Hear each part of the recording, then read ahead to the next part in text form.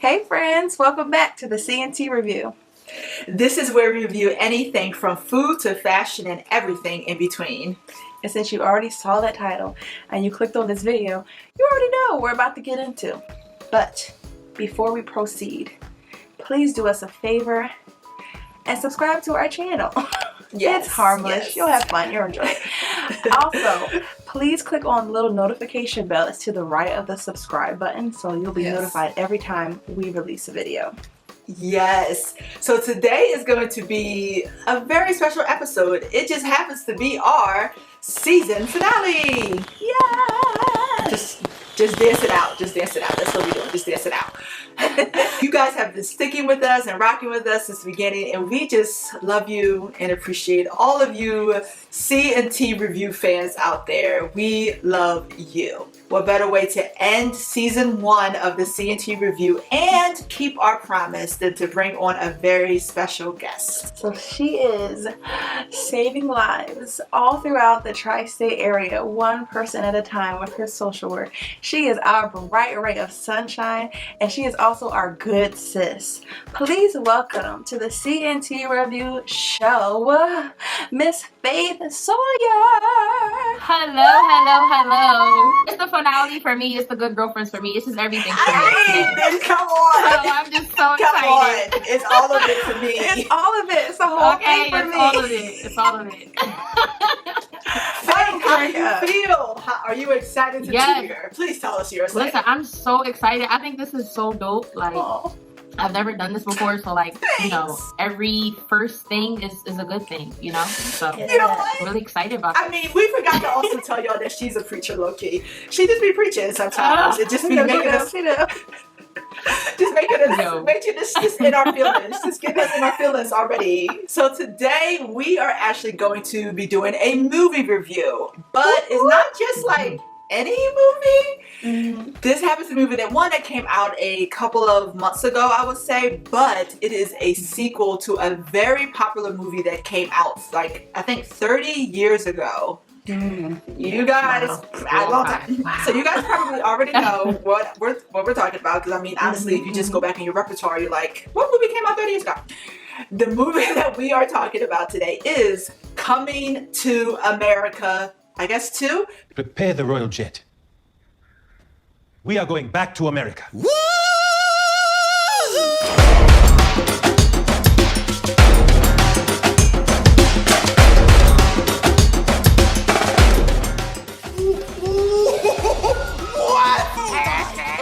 That's the last surprise.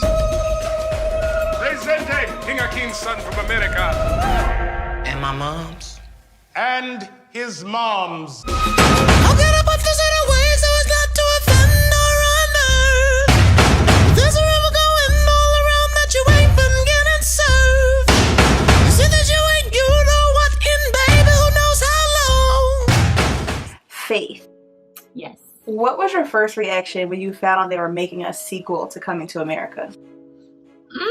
I want to say I was like really anticipating what was going to happen, because I'm like, it's 30 years. Like, that's a long time to remember a storyline and then to like keep up with it. Like, that's a big difference. So.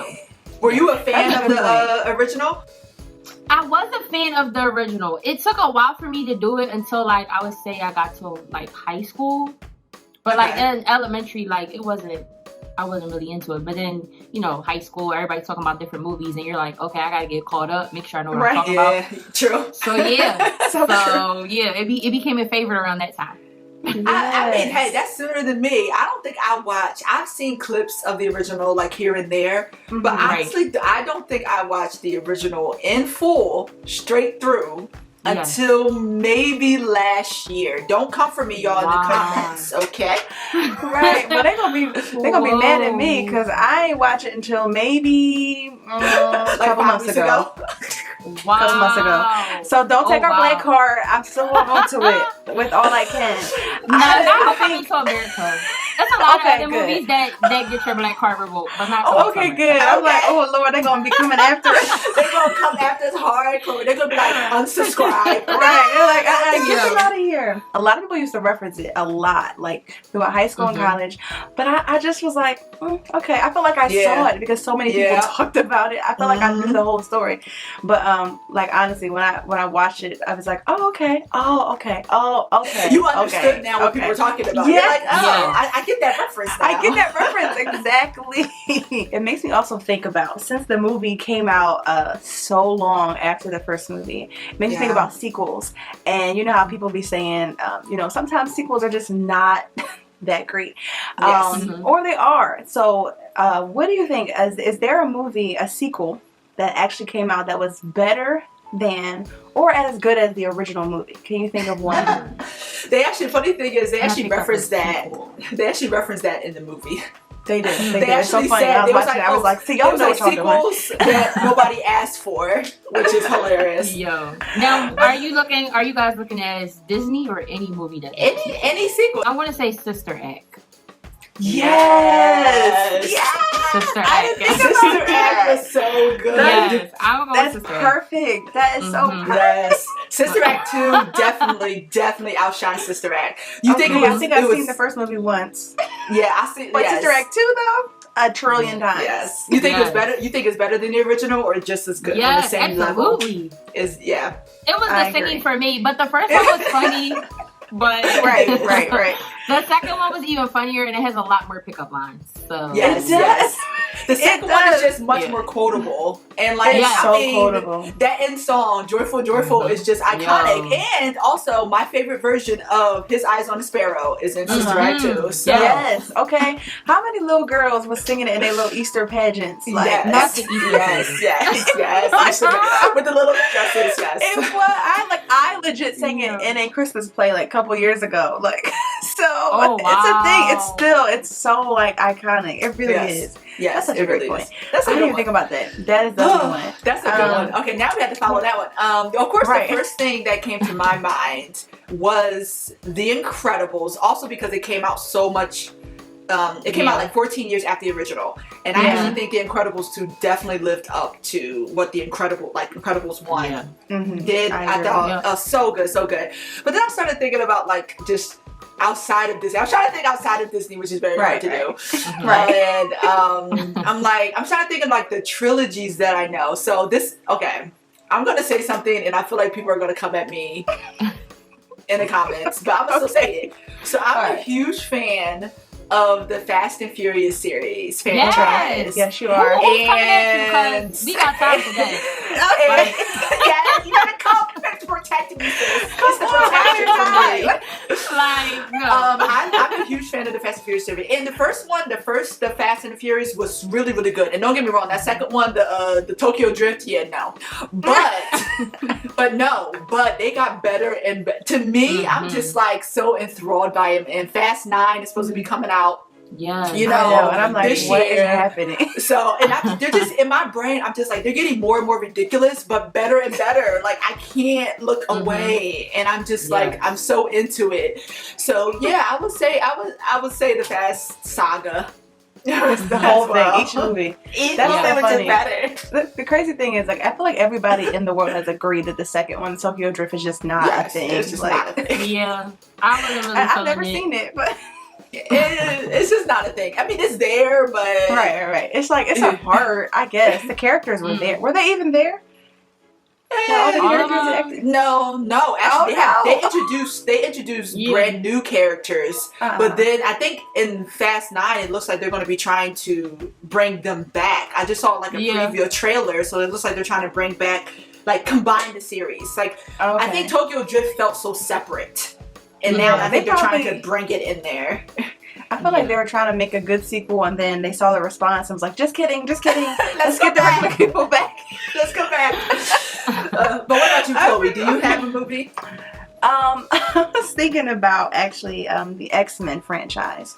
I'm a big X-Men fan, and I know that a lot of people have said that X2, the second X-Men in the original trilogy, was just better than the first one. And I've seen the first one maybe 2 or 3 times just because I love X-Men, so like I'm loyal. But the second one is legit like just the best. And I think all sci-fi comic book fans will probably agree. I don't know. What do y'all think in the comics? Well, you already know I'm a huge comic book nerd. Right. And so, first of all, it's Faith for me. What you saying, babe? Why you judging No, because us? that is so good to know. I never knew that. Like, I've never met a female that, like, enjoys comics. I've always, like, known men to do it. So First it's of like, all, wow. Chloe, no. If you're going to go see a Marvel movie with this one, you better be on point because I will fight you. She will. It gets kind of real. Yo, that is so lit to know because, you know, like, they just make Marvel, like, so manly sometimes. I'm just like, right? Well, I've been here for all the movies. They do make them manly. That's because they don't flesh out their female superheroes that well. But that's a whole other video because I could talk about that for days. But shout out to Black Widow coming out soon. Which I'm also pissed about. But you know what? We're not going to talk about that. No, I'm just upset that they're putting her out now. Like, they literally should have been. Like, she is part of the original 6. There's no way on God's green earth that she should just be getting her solo movie now. Okay, but we digress. I'm saying, I agree though. I think that in terms of the comic book thing, one of my favorite trilogies is the Captain America trilogy, and the second one, Captain America: Winter Soldier, is so much better than the first. The first one's great, but the Winter Soldier, and then even Civil War, Captain America: Civil War, it just got better, and I was just like, oh my that's God, another I love good this. example. Yeah. All right, so we have one more question, and a lot of the reviews for this movie Coming to America, because we talked about a lot of movies in this video right now, but we're going to bring back to Coming to America. Right. A lot of the questions that a lot of the reviews in Coming to America is that it just wasn't good. That is actually the fear about sequels, is that they're just not as good as the original. And a lot of fans and even critics were saying that Coming to America 2 just wasn't it just wasn't as great as the original. It was not as a classic, right? So my question is for you, what questions do you think that Hollywood studios always need to ask before deciding whether or not they want to move forward with the sequel? What questions do you think they need to understand? That's a good question. I would definitely say the year span should be a question. Because I can see why people had bad reviews. I mean, to bring up a storyline from 30 years ago, and then try to cultivate it to look like it is going to captivate what happened 30 years ago is hard. That's not an easy thing. I think the question of time span should be asked, like, what cutoff should we have when it comes to a movie? If we're going to do a sequel, what cutoff should we have? As far as years, because that's a lot. A second question, I guess just thinking about, we got to think about the characters, because like it was a complete 360 going the wrong way, opposite direction. So I felt that too. I was like, wait a minute, not Tiana Taylor, Salt and Pepper. Like, what is going on? They had everybody. First of all, they had every person. Like, the Gladys Knight did it for me. I was like, you know what? That's it. I legit was like, hold up. Y'all got Gladys Knight to be a part of y'all foolishness? For real? The queen? It's like Eddie Murphy was just like, all right, I'm going to just go through my phone book and hit up every famous person I know. Facts. I mean, I'm not going to lie, though. The song that Tiana Taylor did with the main guy, the son, I was kind of vibing with that, Joe. I was like, that was dope. I won't give that. But y'all got Morgan Freeman, who like hasn't aged since. And then like I'm just like, you know what? He been 80 I can't forever. watch this anymore. Yes, like he really remains the same. Like that man is never like. Oh my goodness, that is so true. But that's the characters. That's good. I also think that's a great one. They just need to ask the main important question to me is, I think there's two main questions for me. One, is this something that people want? Like, let's be real here. Like, do we need this sequel? Right. Because just because the original made money does not mean that you need it. Like if it's not broke, don't fix it. Like, I just don't, like, that's just what it is. And two, my second question I would say I think that Hollywood studios need to ask is, was the original even good? Like, I feel like sometimes, I can't think of any right now, but I feel like there are many. That where the original wasn't good and they decided to do a sequel, I'm just like, we didn't ask for that though. Like the original wasn't even that great. Like the original wasn't even up to par. So why do we need an original? Why do we need to see their faces? And especially especially if the original like wrapped up storylines. Yes. Why do we need to bring back up storylines? Yes. When they were done. Right, they were complete. That's so good. That's so good. I know that some of these movies, they don't anticipate making a sequel, so they like literally wrap up the characters, everybody's story is finished, and then they're like, just kidding, here I am. And it's like, what? We were done here. And it's like, you know, movies, you know, like Marvel, they do this a lot. They anticipate making another movie, so they, you know, do those little mid-credit scenes, or the end of their story is like, ooh, what could happen next? But if you just was like, we're done, oh, this made a lot of money, we're not done, just kidding. Like, I'm trying to think of any other question they need to ask. I mean, it kind of goes along with Faith's question about the time span, because I'm like, if these actors are like super old, like the why, like why, unless you have made a complete story about them just being old.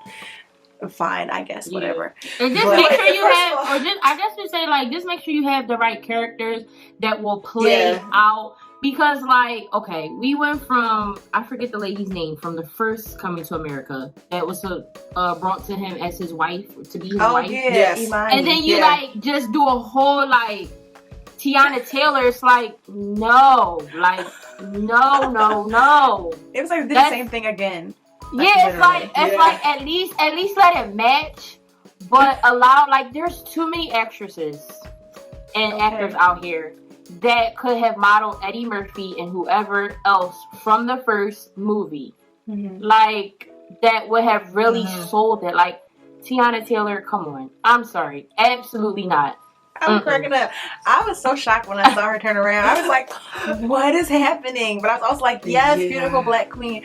But I mean, the costumes, like I will say this, the costumes was dope. Yes. Like I mean, like, I was surprised to see her. But I was like, you know what? She coming through with the looks. First of all, I was just all the beautiful black, the melanin for me, okay? I was like, the queens and the kings, y'all would have come for it. Like, they were, but it's real, like, the woman who was his bride to be, his queen to be, like, they just had her in there barking. It was like, why 30 years later is she still barking? Is anybody going to explain that? Yes! Like, that was so weird to me. I was like, well, time out. Wait a minute. At the end, he was like, thank you for releasing her from a curse. I'm like, did he curse her? No. Right. Like, that's not a curse. But, I was so confused. I was like, are you trying to tell me, movie, that she literally has been hopping on one leg and barking for 30 years? I'm like, y'all should have took her to a doctor. Like, we should just let that joint go. Like, bro. I also like. Go ahead. Go ahead. I was gonna say that whole entrance with Wesley Snipes from New Jack City, and then you got Dre from Power. I'm like, time out, flag on the play. I had to pause the movie like, y'all can't be serious. Y'all can't be serious right now. Meanwhile, like, I was cracking up. Meanwhile, he's like my favorite character. not New Jack City. No. Like, when is this turning into? Like, I felt like I was watching New Jack City, Black Panther, Power, everything all at once. I'm like, what is this? I felt like they were doing the most. They were. I think that's, it felt like they were trying. They were trying too hard, and that was the problem, I think, with the sequel. I think for me, and we can also talk about whether or not we actually like the sequel. For me personally, like, I thought the sequel was.